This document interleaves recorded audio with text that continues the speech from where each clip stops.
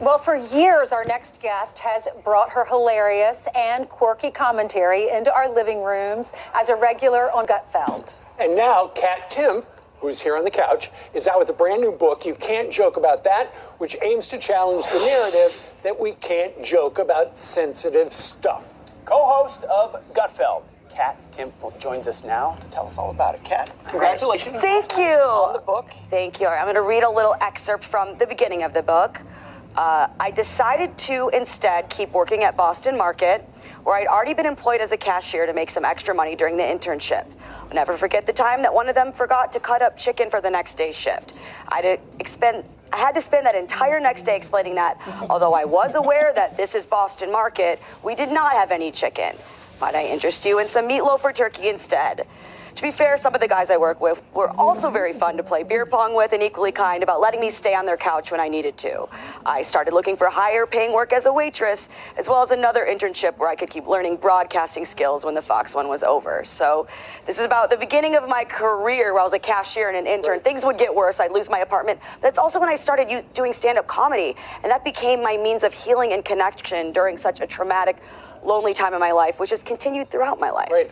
I love your first line in the introduction. I officially started working for Fox News in May of 2015, about 6 months after my mom died, 3 months after my grandma died, and a few days after the guy who I thought I was going to marry broke up with me in front of my father at Coney Island. At Coney Island. At Coney Island. In front of my dad. Absolutely. So here's the thing. Kat is, in the cover, seated on a coffin. Correct. There are some red lines to people where it's like, okay, you can't joke about really being sick. You can't joke about death. You can't joke about this, that, and the other. But you say it can be helpful.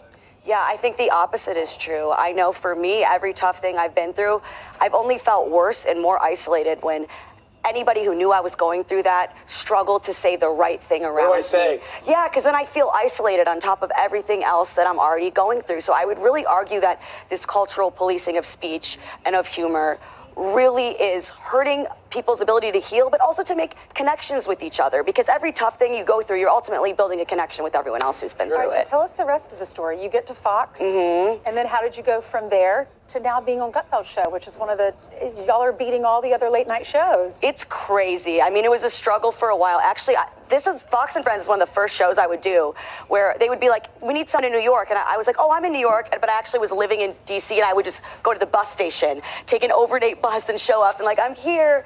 And just really, I met Gutfeld. I was on Red Eye, and the rest is history after that. But I didn't get my job until, just 3 days after that horrible 6-month stretch that I mentioned where mom died, grandma died, guy broke up with me in front of my dad. I was hired at Fox officially for the weekly Gutfeld show about 3 days after that. Wow. Yeah. And you, at some of your really tough times, you said, I'm going to tell the stories of the really tough stuff I'm going through in front of crowds. Yes. As a comedian. Yes, absolutely. Because things that are really tough are really scary, but the way to make something even more powerful and scary is to treat it as if it's untouchable.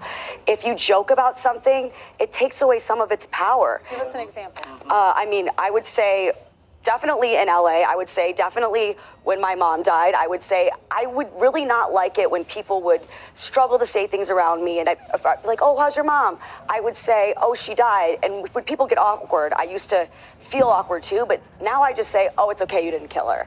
And then we have a laugh, and then everything's better, and you can feel connected because other people can reach out to me and say, oh, I feel this way.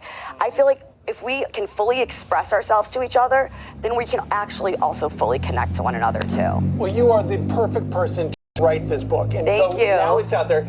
Comes out officially today. It's called You Can't Joke About That, Why Everything is Funny, Nothing is Sacred, and we're all in this together. Available now. Kat, congratulations. Thank you so much. Congratulations.